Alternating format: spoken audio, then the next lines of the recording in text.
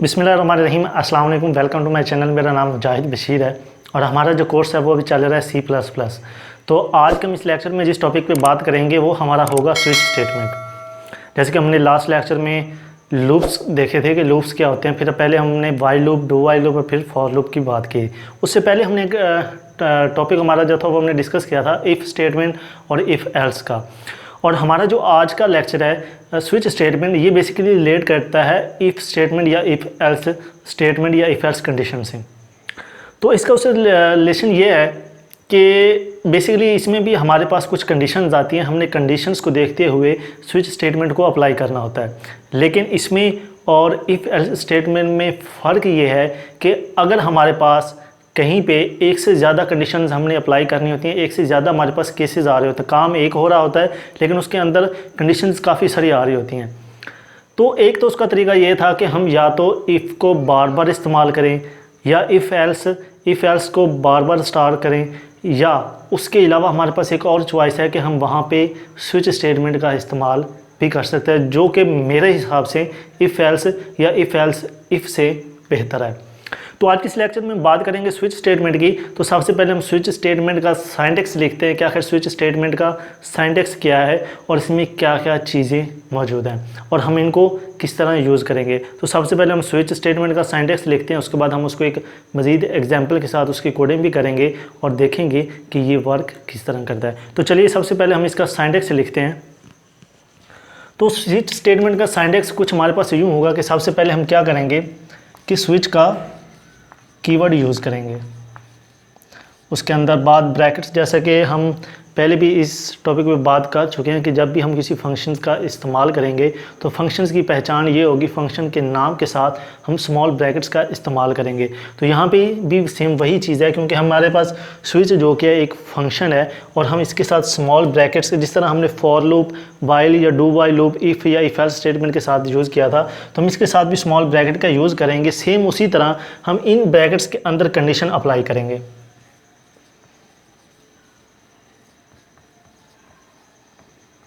उसके बाद वही चीज़ हम इसका एक एरिया सेट करेंगे या एरिया एक तय करेंगे जिसके अंदर हमने कोडिंग करनी है। ये तो बेसिकली वही चीज़ आ गई जो हमने फॉर लूप में या जो हमारे लास्ट लेक्चर थे, कंडीशन थी या लूप थे, उनके अंदर डिस्कस की थी। अब इसमें जो चीज़ डिफरेंट है वो ये है कि स्विच स्टेटमेंट, कंडीशन, उसके बाद हमने, जैसे मैंने थोड़ी देर पहले कहा था कि हमारे पास काफ़ी सारे केसेस आ जाते हैं, हमने केसेस के ऊपर बात करनी होती है। तो यहाँ पे हमारे पास एक कीवर्ड होगा केस, हम उसका इस्तेमाल करेंगे। और यानी कि एक केस के लिए हम एक केस, यानी अगर हमारे पास एक से ज़्यादा केसेस हैं कि जिनके ऊपर, या हमारे पास एक से ज़्यादा चॉइसेस हैं और हमने उनके ऊपर जाके आगे एक कंडीशन अप्लाई करनी है या कोई शर्त लगानी है, तो वो चीज़ जो केस होंगे वो हम इस्तेमाल करेंगे। तो हमारे पास उनके लिखने का तरीका कुछ यूँ है कि सेम वही चीज़ कि हम केस का कीवर्ड यूज़ करेंगे। और यहाँ पे मैं आपको एक चीज़ बताता चलूँ कि आप केस भी प्रोग्रामिंग में कहीं भी आप केस के नाम से कोई भी कीवर्ड वेरिएबल का नाम यूज़ नहीं कर सकते, क्योंकि ये ऑलरेडी रिजर्व है एज अ कीवर्ड केस का। तो केस आ गया। इसके बाद हम क्या करते हैं, हमारे पास एक और चीज़ आती आ जाती है कि जो हमारी कंडीशन होती है, कंडीशन के अंदर हम एक्सप्रेशन लिख सकते हैं।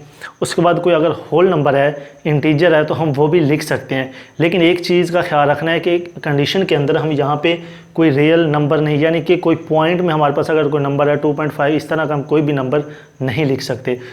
उसके बाद हमारे पास अगर कंडीशन से जो भी आंसर आता है, अगर हम इसके अंदर कोई एक्सप्रेशन लिखते हैं या हम कोई चीज़ इसके अंदर कंडीशन लगा देते हैं, तो उस कंडीशन से जो रिज़ल्ट आएगा, हमने जिसके साथ उसको मैच करना है वो हम केस के साथ लिखेंगे। जिस तरह हम इफ़ स्टेटमेंट के अंदर लिखते थे कि अगर x इक्वल है फलां के, यानी कि अगर उसके अंदर जो कंडीशन लगाते थे, किसी दो चीज़ों को आपस में कंपेयर करते थे या रिज़ल्ट को, तो हमने यहाँ पे क्या करना है कि हमारे पास जो कंडीशन यहाँ पे अप्लाई हो रही होगी उसको हमने कंपेयर करना है केसेस के साथ। जो केसेस के आगे हम चीज़ लिखेंगे, केसेस के आगे हम जो रिज़ल्ट समझ लें या जो भी चीज़ लिखेंगे उनके साथ हमने उनको कंपेयर करवाना होगा। तो केस 1, केस के आगे, इसके आगे आप जो भी लिखना चाहें वो लिख सकते हैं, जिसके साथ आपने उसको कंपेयर करना है वो चीज़ आप लिख सकते हैं। तो मैं यहाँ पे इसको एज ए केस 1 कर देता हूँ।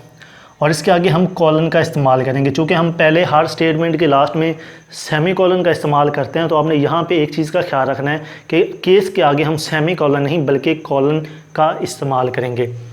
अब एक केस आ गया, इसके अंदर आप जो भी स्टेटमेंट्स लिखना चाहें, यानी फ़र्ज़ आप समझ लें कि ये हमारे पास एक इफ़ कंडीशन आ गई है कि अगर हमारी ये कंडीशन ट्रू हो जाती है तो उसके बाद ये होना चाहिए, तो जो होगा उनकी स्टेटमेंट्स हम इसके अंदर लिखेंगे। स्टेटमेंट्स अंदर तो यहाँ पे मैं इसको स्टेटमेंट लिख देता हूँ और यहाँ पे हम लगाएंगे सेमी कॉलन। केस के आगे हम कॉलन लगाएंगे और उसके बाद जो स्टेटमेंट्स होंगी वही तरीकाकार के स्टेटमेंट्स के आगे हम सेमी कॉलन लगाएंगे। ये चीज़ यहाँ पे हमारा एक, आप जितनी स्टेटमेंट्स लिखना चाहें, जितनी आपको रिक्वायर हैं आप लिख सकते हैं। उसके बाद हम क्या करेंगे, दूसरा केस स्टार्ट करेंगे, केस 2। अब मैं यहाँ पे जस्ट लिख रहा हूँ कि 1 2 3 आप की जो रिक्वायरमेंट होगी आप वो लिखेंगे, जिसके साथ आप कंपेयर करवाना चाह रहे होंगे आप वो चीज़ लिखेंगे। और हाँ, यहाँ पे एक चीज़ का आपने ख्याल रखना है कि अगर यहाँ पे हमारे पास कोई होल नंबर या कोई डिजिट है तो उसको तो हम सेम इसी तरह लिखेंगे। अगर हमारे पास कोई करैक्टर आ जाता है, हमने किसी चीज़ को करैक्टर के साथ कंपेयर करवाना हो, तो हम क्या करेंगे, वही चीज़ जिस तरह हम एक करैक्टर को एक वेरिएबल में स्टोर करवाते थे तो हम जो करैक्टर होता था उसको हम सिंगल कोट्स के अंदर लिखते थे। सेम यहाँ पे भी वही चीज़ है कि हमने जिस करैक्टर के साथ उसको कंपेयर करवाना है हम उसको सिंगल कोट्स में ही लिखेंगे। उसके अलावा यहाँ पे आपने एक और चीज़ का भी ख्याल रखना है, जब हम करैक्टर को कंपेयर कर रहे होंगे जो हमारे पास कैपिटल और स्मॉल हैं, करैक्टर यानी कि अल्फ़ाबेट जो स्मॉल और लार्ज है, यानी कि अगर बड़ा ए हमारे पास है और छोटा ए, तो वो दोनों को अलग-अलग, क्योंकि उनके जो आस्की कोड होते हैं वो डिफरेंट होते हैं, इसलिए कंप्यूटर में वो दोनों एक अलग-अलग चीज़ है। और अगर आपने ये कहना है कि अगर जिस चीज़ के साथ हम जिस करैक्टर के साथ कंपेयर करवा रहे हैं वो चाहे छोटा हो या बड़ा हो, तो फिर उसके लिए आपको क्या करना पड़ेगा, यानी कि अगर छोटा एंटर होता है या बड़ा एंटर करैक्टर होता है तो रिज़ल्ट आपको वही देना चाहिए। तो वो दोनों में से कोई भी हो, यानी कि उस कंडीशन को ट्रू हो करना है, तो आपको एक नहीं यहाँ पे 2 केसेस लगाएंगे। हम वही एग्जांपल करेंगे आगे, तो एग्जांपल में हम डिटेल से देखेंगे कि ये काम किस तरह लिखना है। यहाँ पे जस्ट हम जो हमारा सिंटैक्स है वो देखते हैं कि वो सिंटैक्स किस तरह लिखा जाता है। तो यहाँ पे केस दूसरा आएगा हमारे पास, सेम वही चीज़, कॉलन, उसके बाद स्टेटमेंट और लास्ट में सेमी कॉलन। इस तरह आप जितने चाहें, यहाँ पे केस 3 कर देता हूँ, वही चीज़, कॉलन, उसके आगे स्टेटमेंट्स और लास्ट में सेमी कॉलन। इस तरह आप जितनी चाहें केसेस लगा सकते हैं, यानी कि आप यही समझ लें कि ये हमारे पास इफ़ एल्स है और यहाँ पे हमारे पास एक कंडीशन है और हमने इनके साथ कंपेयर करना है, लेकिन यहाँ पे आपने इफ़ एल्स लिखना नहीं। हाँ, अगर आप स्टेटमेंट्स के अंदर आपके पास रिक्वायर्ड है तो आप इफ़ एल्स भी यूज़ कर सकते हैं, जो आपका दिल चाहे आप यूज़ कर सकते हैं। इस तरह आप जितनी चाहें लिखना चाहें। सेम वही बात लास्ट में हम क्या करेंगे, लास्ट में हमारे पास एक और चीज़ आ जाती है कि हमारे पास एक स्विच स्टेट में डिफ़ॉल्ट कीवर्ड यूज़ होता है। डिफ़ॉल्ट कीवर्ड यूज़ करने का क्या मकसद है, देखिए ये हमारे पास केसेस तो आ गए, इनमें से जो भी केस हमारा ट्रू होगा वो तो चलेगा। अब अगर वही इफ़ एल्स वाली बात आ जाती है कि अगर कहीं पे हमने जैसे इफ़ एल्स में कहा था कि अगर इफ़ वाली कंडीशन ट्रू नहीं होती तो जो हमारा एल्स वाला पोर्शन है वो एग्जीक्यूट होना चाहिए। यानी कि अगर हम उसको डिपेंड कर देते थे इसके ऊपर, इफ़ के ऊपर, कि अगर इफ़ रन नहीं होता तो एल्स वाला पोर्शन रन होना चाहिए, और अगर इफ़ वाला हो जाता है तो एल्स वाला रन नहीं होना चाहिए। सेम यही चीज़ है, अगर आपकी या इनमें से कोई भी केस, कोई भी कंडीशन ट्रू नहीं होती तो लास्ट में हम डिफ़ॉल्ट का लिख सकते हैं कि डिफ़ॉल्ट वाला रन होना चाहिए। सेम वही बात, हाँ ये ऑप्शनल है, अगर आप ना लिखें तो आपकी मर्ज़ी। हाँ, अगर आपको ज़रूरत है तो आप लिख सकते हैं। तो उसका तरीका क्या होगा कि आप करेंगे यहाँ पे डिफ़ॉल्ट का कीवर्ड, उसके बाद वही चीज़ सेमीकोलन, जो स्टेटमेंट लिखना चाहें वो लिख सकते हैं, लास्ट में सेमीकोलन और ये चीज़। इसके बाद हम ये वाली जो ब्रेस है ये यहाँ पे ख़त्म कर देंगे। ये हमारा जो था, ये था हमारा मेन सिंटैक्स स्विच स्टेटमेंट का, कि स्विच स्टेटमेंट को हम किस तरह यूज़ करेंगे।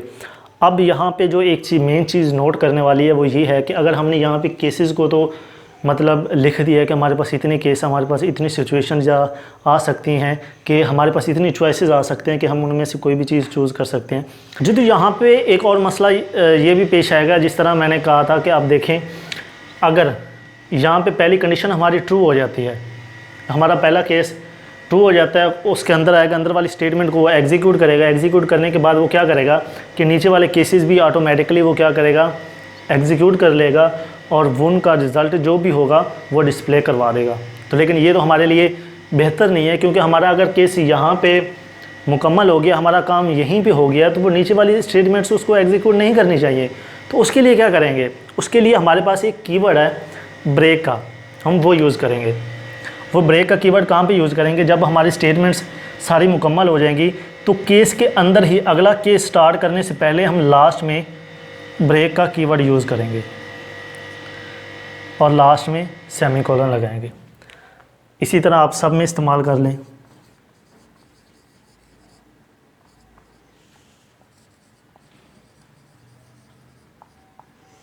ये चीज़, अब इससे हमें फ़ायदा क्या होगा, अगर हमारा पहला केस ट्रू हो जाता है, इसके अंदर आएगा, अंदर वाली स्टेटमेंट्स को एग्जीक्यूट करेगा, एग्जीक्यूट करने के बाद हमारा रिजल्ट डिस्प्ले करवाएगा और ब्रेक से क्या करेगा कि वो यहीं से टर्मिनेट कर जाएगा और हमारा जो स्विच स्टेटमेंट होगी इससे बाहर चला जाएगा, ये नीचे वाली जो लाइंस हैं वो स्किप कर देगा। अगर हमारा पहला केस ट्रू नहीं होता तो वो यहीं से आगे जाएगा, नेक्स्ट केस चेक करेगा, ये भी ट्रू नहीं होता तो इस केस पे आएगा, अगर ये भी ट्रू नहीं आता तो बाय डिफ़ॉल्ट वो क्या करेगा, लास्ट में जो भी आप मैसेज देना चाहें कि आपने रॉन्ग करैक्टर एंटर किया है या आपने गलत जो चीज़ भी एंटर किया गलत किया, आप ट्राई दोबारा करें, जो भी आप मैसेज दिखाना चाहें, जो भी आउटपुट दिखाना चाहें वो दिखा सकते हैं। अगर हमारा बीच में कहीं पे होता है तो वो पहले वाली और नीचे वाली जैसे ही ब्रेक स्टेटमेंट को देखेगा को वहीं से टर्मिनेट करेगा, नीचे वाली स्टेटमेंट्स को वो क्या स्किप करेगा और डायरेक्ट ही के कंडीशन स्विच स्टेटमेंट से बाहर आ जाएगा। अब हमारे पास ब्रेक स्टेटमेंट जो क्या है, ये असल में हम इसका मकसद क्या है, तो हमारा जो नेक्स्ट लेक्चर होगा हमारे पास एक और कीवर्ड कंटिन्यू भी है, हम उस लेक्चर में ब्रेक और कंटिन्यू स्टेटमेंट पे डिटेल से बात करेंगे कि ये किस तरह काम करती हैं और इनसे क्या क्या हमें फ़ायदा होता है। तो यही हमारा सिंटैक्स था स्विच स्टेटमेंट का। तो चलिए हम अब एक एग्जांपल देखते हैं और हमारे पास एग्जांपल क्या है कि हमने यूज़र से एक करैक्टर एंटर करवाना है ए से लेकर सी तक, आप जितने करैक्टर चाहें एंटर, यानी कि हमारे पास एक ग्रेडिंग स्कीम का है। जिस तरह अगर यूज़र ए एंटर करता है तो वो मैसेज डिस्प्ले करवा दे एक्सीलेंट, अगर बी एंटर करता है तो वेरी गुड, अगर सी एंटर करता है तो गुड, अगर डी एंटर करता है तो पुअर, यानी जो आप उसको डिस्प्ले करवाना चाहें। यानी कि हमारे पास एक ग्रेडिंग स्कीम है, हमने ये लगाना है कि अगर एक बच्चे के मार्क्स यानी कि ग्रेड उसका बी आया है तो उसकी क्या पोजीशन बनती है या क्या उसकी रेपुटेशन बनती है कि वो एक्सीलेंट है, वेरी गुड है या गुड है या नॉर्मल है। तो उसका हम एक प्रोग्राम बनाएंगे यूजिंग स्विच स्टेटमेंट। तो चलिए मैं जैसे मेन से ही स्टार्ट करता हूँ। तो हमारा ये सिंटैक्स रहा, तो मैं यहाँ पे मेन से ही स्टार्ट कर लेता हूँ और यहाँ पे वही चीज़, सबसे पहले हमें करैक्टर जो क्या है करैक्टर टाइप का वेरिएबल डिक्लेयर करवाएंगे, उसके अंदर हम जो यूज़र से करैक्टर एंटर करवाएंगे वो स्टोर करवाएंगे। तो मैं यहाँ पे क्या करता हूँ, करैक्टर नाम के एक वेरिएबल, उसका नाम रख देता हूँ ग्रेड, उसको डिक्लेयर करवा देता हूँ और यहाँ पे मैं मैसेज दे देता हूँ सी आउट एंटर ग्रेड।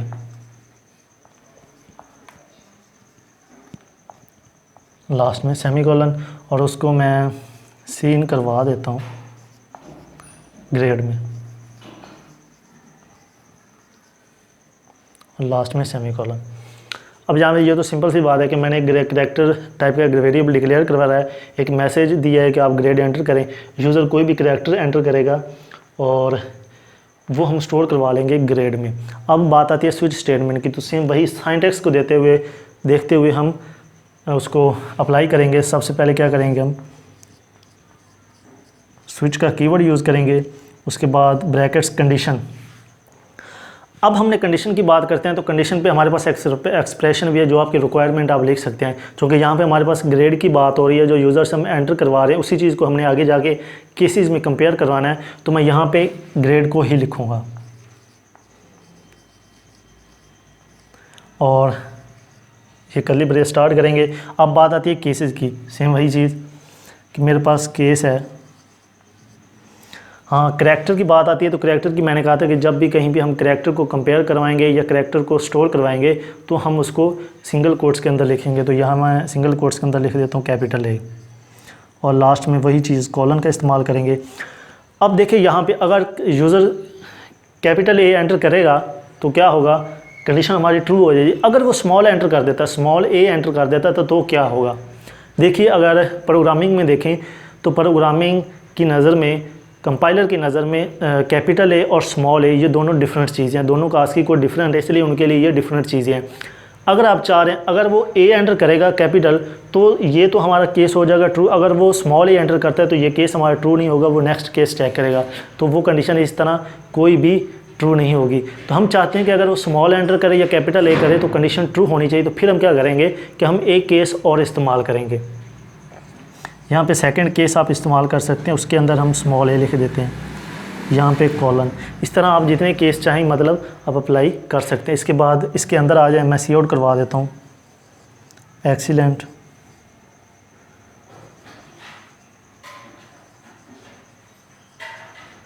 और लास्ट में सेमीकोलन और ब्रेक, लास्ट में सेमीकोलन। इसके बाद केस बी है, सेम वही चीज़, लास्ट में कॉलन, केस बी, लास्ट में कॉलन, सी आउट, और यहाँ पे मैं लिख देता हूँ कि वेरी गुड, ब्रेक। और इस तरह आप जितने चाहें यहाँ पे केसेस जो कि लिख सकते हैं। मैं यहाँ पे सिर्फ 2 केस ही लिख रहा हूँ। चलिए हम यहाँ पे जो डिफ़ॉल्ट का है वो भी लिख देते हैं, या हम एक केस और चलें लिख लेते हैं यहाँ पे कि केस 3 अगर आ जाता है हमारे पास, केस है अगर capital C colon case small C, उसके बाद कॉलन और सी आउट,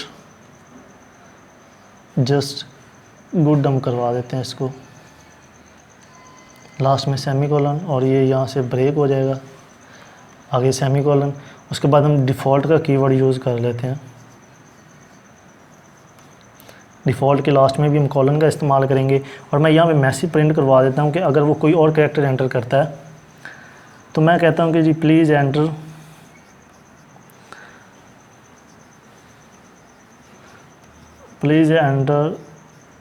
A to C, और लास्ट में सेमीकोलन, और ये यहाँ पे क्लोज़ कर देता हूँ, और जो मेन था वो भी यहाँ पे क्लोज़ कर देता हूँ। अब आपने इस कोड पे गौर करना है कि यहाँ पे हो क्या रहा है। सेम वही चीज़ है, बस रिपीट करना चाह रहा हूँ कि आपको अगर कहीं पे कोई मसला आ रहा है तो वो आपको समझ में आ जाए। ग्रेड लिया हमने, उसको ग्रेड के अंदर स्टोर करवा दिया, यूज़र से एंटर करवाया, ग्रेड के अंदर स्टोर करवाया। अब हमने इस ग्रेड को लेते हुए, क्योंकि हमने इसको कंडीशन के अंदर अप्लाई कर दिया कि हमने इसको जाके आगे केसेस के साथ कंपेयर करना है।